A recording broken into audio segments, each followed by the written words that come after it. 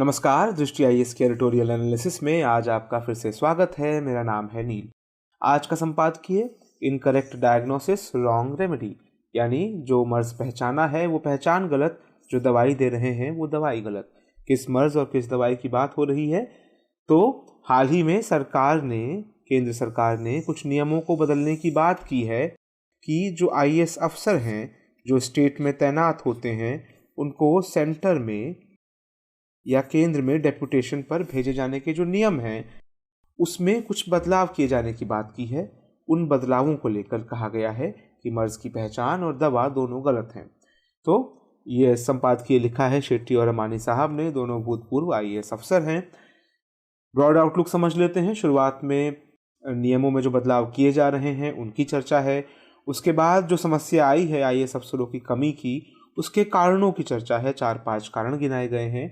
उसके बाद समाधान गिनाए गए हैं जो उन समाधानों से इतर हैं जिसको केंद्र सरकार अपनाना चाह रही है।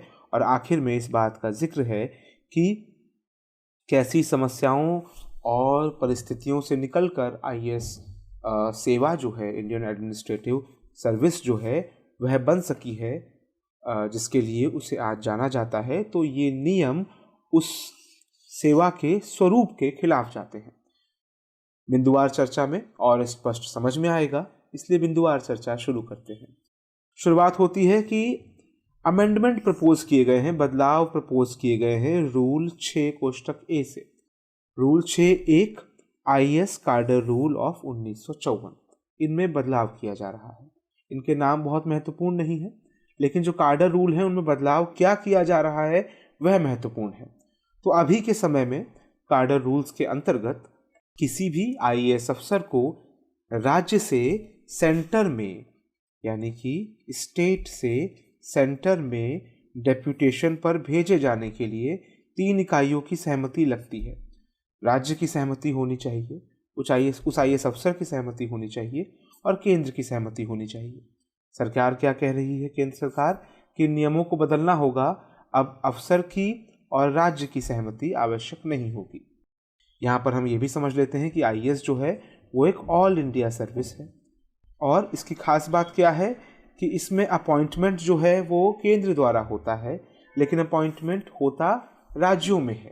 तो सेंटर और स्टेट का मिला जुला कंट्रोल अलग अलग स्थितियों में इस सर्विस पर रहता है, उन सर्विसेज से इतर जो कि सेंट्रल सर्विसेज हैं, जैसे कि आईआरएस, इंडियन रेवेन्यू सर्विस, जिसमें केंद्र का सीधा कंट्रोल रहता है। ऑल इंडिया सर्विसेज जो है इंक्लूडिंग आईएएस, वहां पर इस प्रकार का मिला जुला कंट्रोल रहता है। तो अब यहाँ पर केंद्र के नियमों में बदलाव की कोशिश को, इस ऑल इंडिया सर्विस के कैरेक्टर को सेंट्रल सर्विस के कैरेक्टर की तरफ झुकाने की कोशिश के रूप में भी देखा जा रहा है। अब आप समझ ही गए होंगे क्यों। क्योंकि जहाँ स्टेट, अफसर और सेंटर तीनों की बात सुनी जाती थी इन नियमों में, अब चेंज करके कहा जा रहा है कि अफसर और राज्य की बात को नहीं सुना जाएगा अगर ज़रूरत होती है तो। आगे जानते हैं केंद्र ने किस आधार पर इन नियमों को या इन बदलावों को जस्टिफाई किया है कि राज्य जो हैं वो सेंट्रल डेपुटेशन रिजर्व, यानी उन अफसरों का रिजर्व जिनको राज्य को भेजना चाहिए केंद्र को, नियमों के अंतर्गत उन नियमों का पालन नहीं कर रहे हैं, उन ऑब्लिगेशंस का पालन नहीं कर रहे हैं। क्योंकि वो उन ऑब्लिगेशंस का पालन नहीं कर रहे हैं तो केंद्र के अलग अलग डिपार्टमेंट्स में मध्यम लेवल पे बहुत सारे अफसरों की कमी है। स्पेशली कौन से लेवल पर? डेप्यूटी सेक्रेटरी और डायरेक्टर के लेवल पर। संपादकीय कहता है कि देखिए ये बात सच है कि कुछ समय पहले तक खासतौर पे तमिलनाडु और बंगाल जैसे राज्य अपने अफसरों को आसानी से भेजा नहीं करते थे सेंट्रल डेपुटेशन पर, लेकिन आज के समय में अगर ये समस्या सारे राज्यों में दिख रही है, उन राज्यों में भी जहां बीजेपी की सरकारें हैं, यानी उसी पार्टी की सरकार जिसकी सरकार केंद्र में भी है, और वो तब भी अपने ऑब्लिगेशन पूरे नहीं कर रहे हैं, तो फिर लगता है कि समस्या केवल ये नहीं है कि वो अफसरों को भेजना नहीं चाहते, समस्या कुछ और है। और इसलिए संपादकीय कहता है कि उसका मानना है कि समाधान भी कुछ और होने चाहिए, ज़्यादा सिंपल होंगे, नियमों में इस तरह के बदलाव की ज़रूरत नहीं होगी जो ऑल इंडिया सर्विस के कैरेक्टर को चरित्र को ही बदल दे। लेकिन सबसे पहले रूट कॉजेज, इसकी जड़ में क्या है, इन समस्याओं को ये समझने की आवश्यकता है। क्या है जानते हैं। पहला कॉज है कि लगभग 1 दशक तक या उससे भी कुछ समय ज़्यादा तक आईएएस अफसरों का जो चयन हुआ उसकी संख्या बहुत घटा दी गई। 140 से 160 आईएएस अफसरों की बजाय 50 से 80 अफसर ही चुने जाते रहे। क्यों सरकार ऐसा कर रही थी कि 1991 के आर्थिक रिफॉर्म्स आ चुके हैं, सरकार मिनिमम गवर्नमेंट की ओर बढ़ना चाह रही थी, या उसकी कल्पना में था कि मिनिमम गवर्नमेंट का अर्थ होगा कि अब इतने सारे आईएएस अफसरों की क्या ज़रूरत है। ये कल्पना गलत साबित हुई। 20 साल लगे सरकारों को ये समझने में, अलग अलग पार्टियों की सरकारें आई गई और अंततः 1991 से चली ये पॉलिसी तकरीबन 20 साल चली और उसके बाद सरकार ने 90 के दशक या 91 से पहले के समय में जितनी भर्तियों को किया जाने का पैटर्न था उस पैटर्न को वापस अपनाया। तो ऐसे में जो ये लगभग 2 दशक बीते उसका नतीजा ये है कि 2021 में आईएएस अफसरों की जो कुल जमा पोस्ट थी उनमें से 23% पोस्ट खाली थी। तो फिर संपादकीय क्या कहता है कि अभी जो आईएएस अफसरों का रिक्रूटमेंट हो रहा है उसको 200 के आसपास ले जाना चाहिए प्रति साल कुछ सालों के लिए, ताकि इस कमी को दूर किया जा सके। तो आप जाकर देख सकते हैं कि इस साल जो संख्या आई है वो कितनी है और फिर उसकी तुलना यहाँ दिए गई स्थिति से, यहाँ दिए गए टारगेट से कर सकते हैं। फिर दूसरा कारण ये है कि कार्डर रिव्यू जो है वो बहुत अच्छे से नहीं हो रहा है। कार्डर रिव्यू, कई लोग समझ लेते हैं कि कार्डर का अर्थ है केवल राज्य वाइज कार्डर, यूपी कार्डर किसी को मिल जाता है, हरियाणा कार्डर किसी को मिल जाता है, बिहार कार्डर किसी को मिल जाता है। नहीं, यहाँ पर उसकी बात नहीं हो रही है। कार्डर का मतलब हुआ कि कई पोस्ट्स जो हैं, कई जो पद हैं उसको कार्डर स्पेसिफिक रखा गया है। इसी प्रकार का हमारा एडमिनिस्ट्रेशन है। जैसे एसएसपी की पोस्ट पर केवल एक आईपीएस हो सकता है, डिस्ट्रिक्ट मजिस्ट्रेट की पोस्ट पर एक आईएएस ही होता है।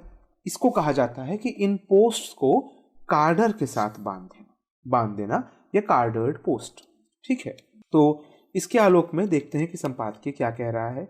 संपादकीय कह रहा है कि कार्डर रिव्यू होते रहना चाहिए कि किन पदों को किस किस कार्डर के अंतर्गत रखा गया है, और ये आमतौर पर केंद्र और राज्य दोनों द्वारा होता है, ताकि कई जो स्ट्रेटेजिक और बहुत महत्वपूर्ण पोस्ट हैं उनको कार्डर पोस्ट के तहत रखा जाता है, और ऐसी कई कार्डर पोस्ट आईएएस अफसरों के लिए उदाहरण के तौर पर ईयर मार्क्ड रहती हैं, चयनित रहती हैं कि इन पदों को इन कारणों से, जो भी कारण होते हैं कि ये प्रशासन के लिहाज से बहुत महत्वपूर्ण है, इसमें राज्य और केंद्र के बीच एक सामंजस्य चाहिए, इस तरह के तमाम कारण हो सकते हैं। इन कारणों के आलोक में उन पदों को आईएएस कैडर के साथ जोड़ दिया जाता है। संपादकीय एक उदाहरण देकर कहता है कि कितनी अजीब बात है कि कुछ राज्यों में डिसिप्लिनरी प्रोसीडिंग्स का कमिश्नर, आर्कियोलॉजी का कमिश्नर, कमिश्नर ऑफ म्यूजियम, ऐसे पदों को भी कार्डर पोस्ट बना के रखा गया है। तो क्या ऐसे पदों को भी कार्डर पोस्ट के तौर पर रखा जाना चाहिए? इसका जो रिव्यू सिस्टम है, अगर वो काम करता तो ये पद ऐसे कार्डर पोस्ट नहीं रहते। क्योंकि देखिए समस्या क्या आ रही है, क्योंकि ये पद कार्डर पोस्ट हैं तो इन सब पोस्ट के लिए भी, मान लेते हैं कि आईएएस कार्डर के पद हैं, तो इन सब पोस्ट के लिए भी एक एक आईएएस अफसर अपॉइंट होगा या आईएएस अफसरों की टीम अपॉइंट होंगी।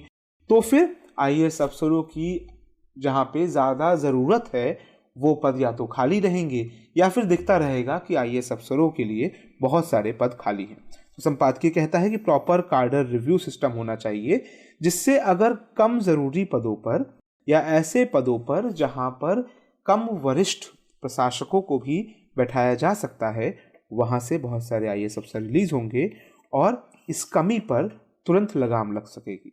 इसी प्रकार से ये तो राज्य की बात हो गई।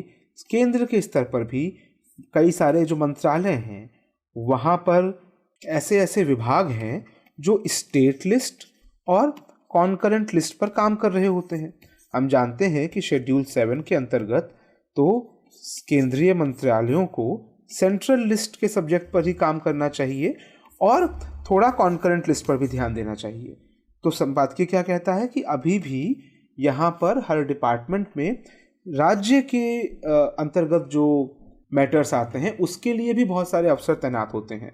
तो इसको भी अगर सही किया जाए तो ये भारत के फेडरल स्ट्रक्चर के लिए भी ठीक होगा और बहुत सारे आईएएस अफसर भी ऐसी स्थिति में रिलीज हो सकेंगे। और अगर वो रिलीज होंगे तो आईएएस अफसरों की केंद्र के स्तर पर डिमांड भी घटेगी और जो राज्यों का अभी ऑब्लिगेशन है कि उसको एक रिजर्व में कंट्रीब्यूट करना होता है अपने अपने अफसरों के माध्यम से, जिस रिजर्व से या जिस सूची से अफसर केंद्र में अपॉइंट किए जा सकें, तो वो दबाव भी राज्यों पर कम होगा। तो अब हम आते हैं तीसरे कारण पर। तीसरा कारण है कि central secretariat service group B करके एक रिक्रूटमेंट हुआ करता था केंद्रीय सचिवालय सर्विस ग्रुप बी में, जो कि बहुत सारे अफसरों को सप्लाई किया करता था केंद्रीय सचिवालय या मंत्रालयों में प्रशासन संभालने के लिए।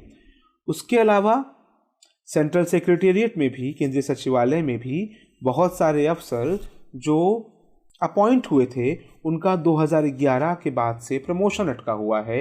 वो प्रमोट होके उस पोस्ट तक नहीं पहुंच पा रहे हैं जहां पर वो आईएएस कैडर के पदों को संभाल सकें।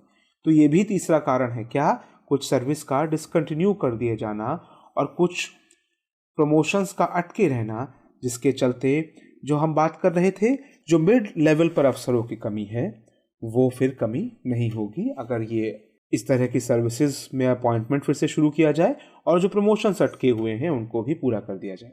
तो तीसरा कारण भी हमने जान लिया। चौथा कारण ये है कि वो अफसर जो प्रमोशन के बाद आईएएस कैडर में आते हैं, हम जानते हैं स्टेट सिविल सर्विसेज में, इसको आम भाषा में पीसीएस कहा जाता है, बहुत सारे लोग सेलेक्ट होते हैं, वो अपनी सेवा राज्य को देते हैं।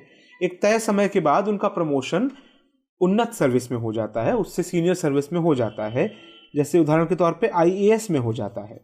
तो वहाँ से भी जिन लोगों का इसमें प्रमोशन होता है उनकी उम्र लगभग 35 से 55 वर्ष के बीच होती है, इस पर डिपेंड करते हुए कि वो किस उम्र में उस सर्विस में गए थे।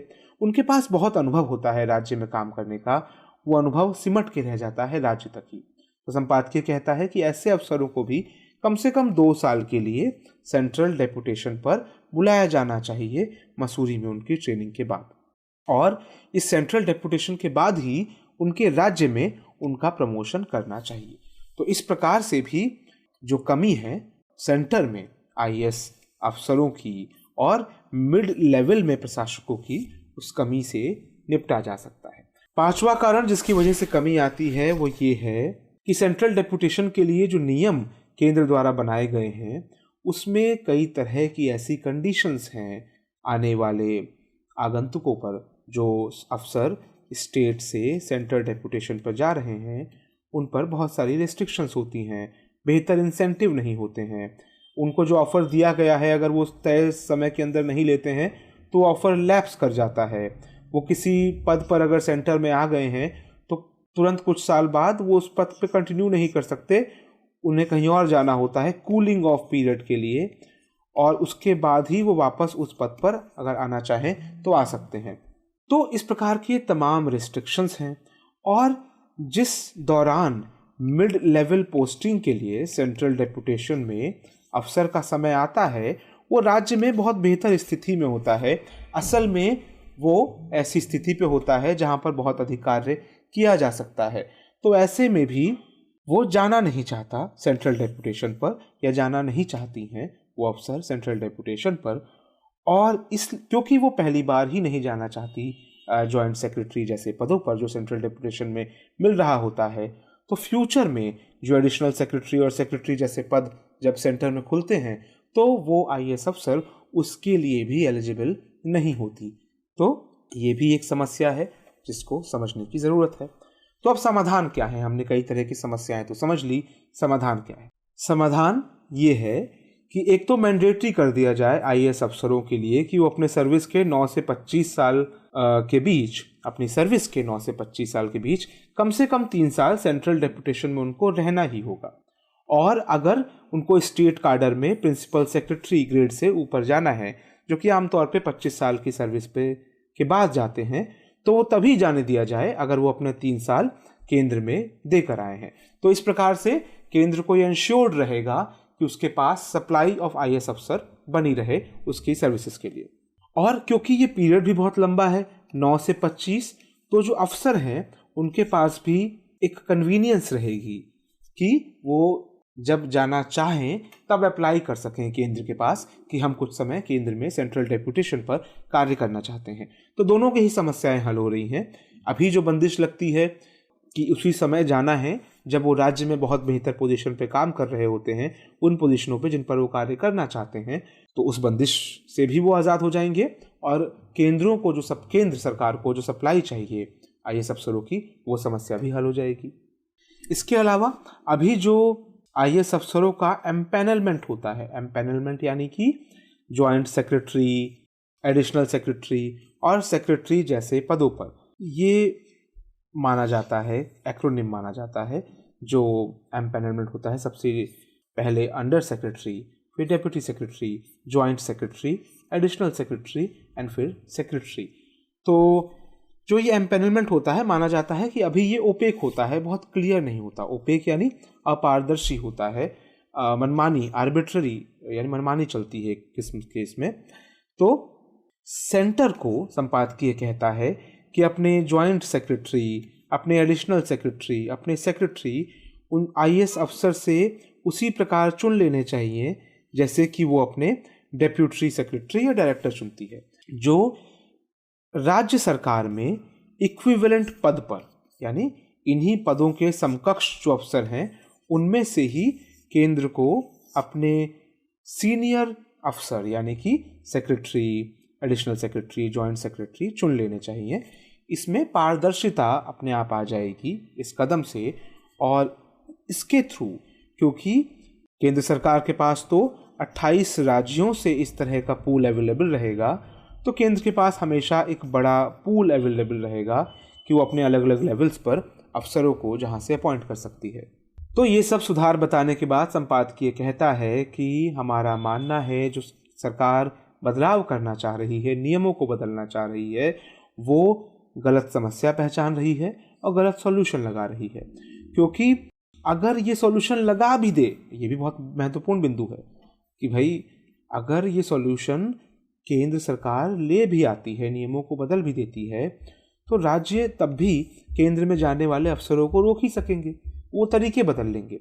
उदाहरण के तौर पर जो परफॉर्मेंस असेसमेंट होता है, उनको बताना होता है कि कितना बेहतर परफॉर्मेंस किया है अफसर ने, जिसके आधार पर फिर सेंट्रल में डेपुटेशन आधार हो जाता है, आसान हो जाता है। उस परफॉर्मेंस को ही खराब कर दिया जाएगा। तमिलनाडु में उदाहरण दिया गया है, ये अक्सर होता था कि सेंट्रल डेपुटेशन पे जाने से रोकने के लिए राज्य सरकार अफसरों के आगे नोट लिख देती थी कि ये अफसर जो है ये बिलो एवरेज अफसर है। तो इसका नुकसान दोनों को ही होता था, अफसर को भी और केंद्र सरकार को भी, क्योंकि उनको काबिल अफसर नहीं मिल पाते थे। तो बेसिक बात यह है कि सबको साथ लेकर चलने पर ही इस प्रकार की व्यवस्था काम कर सकती है। संपादकीय कहता भी है कि फोर्स फेल्स, जहां ताकत हार जाती है वहां परसुएशन सक्सीड्स। मिलजुल कर लोगों को सहमत करके कार्य कराया जा सकता है। यानी कि ये कोई ऐसी समस्या नहीं है कि राज्य अपने ऑब्लिगेशंस को फुलफिल नहीं कर रहे हैं, उस रिजर्व में अफसरों को नहीं दे रहे हैं जहां से केंद्र अपने यहाँ अपॉइंटमेंट कर सके। ये ऐसी समस्या नहीं है जिसको कैबिनेट सेक्रेटरी सारे चीफ सेक्रेटरीज से, कैबिनेट सेक्रेटरी यानी सेंट्रल लेवल पर आईएएस अफसरों का सर्वे सर्वा, जबकि चीफ सेक्रेटरी यानी स्टेट लेवल पर वहाँ की ब्यूरोक्रेसी का सर्वे सर्वा। तो ऐसा नहीं है कि इस समस्या को बातचीत से नहीं सुलझाया जा सकता। कैबिनेट सेक्रेटरी चीफ सेक्रेटरी से बात कर सकते हैं या प्रधानमंत्री चीफ मिनिस्टर से मीटिंग कर सकते हैं। संपादकीय ये भी कहता है कि आर्टिकल 263 तो संविधान में है ही इसलिए कि जो इंटर स्टेट काउंसिल है, अंतर्राज्यीय परिषद है, वो इस तरह के सेंटर स्टेट मसलों पर बातचीत को आसान बनाए, इससे पहले कि ये मसले हाथ से निकल जाए। तो फिर से हमें क्या ध्यान रखना है, आर्टिकल 263 एक संवैधानिक body, constitutional body, inter state council या अंतर्राज्यीय परिषद की बात करता है। खैर, संपादकीय इस बात के साथ अंत होता है कि 1947 में हमारे 60% से ज़्यादा अफसर इसलिए चले गए थे क्योंकि या तो वो अंग्रेज़ थे या उन्होंने पाकिस्तान जाना स्वीकार किया था। लेकिन ऐसी स्थिति में भी जो तब के गृह मंत्री थे सरदार पटेल। उन्होंने बहुत ही सूझबूझ से काम किया, राज्यों के साथ मिलजुल कर काम किया और राज्यों के अफसरों की सहायता से, राज्यों की सहायता से बहुत जल्दी ही उस कमी को पाट लिया। इस बात को याद रखे जाने की ज़रूरत है, क्योंकि जो भारत का संघीय ढांचा है, कोऑपरेटिव फेडरलिज्म है और राष्ट्रीय एकता है और एडमिनिस्ट्रेटिव एफिशिएंसी है, प्रशासनिक एफिशिएंसी है, इन सब के लिए ज़रूरी है कि केंद्र और राज्य मिलकर काम करें। तो ये था आज का संपादकीय। मिलते हैं एक नए महत्वपूर्ण संपादकीय के साथ अगले एपिसोड में। तब तक के लिए नमस्कार।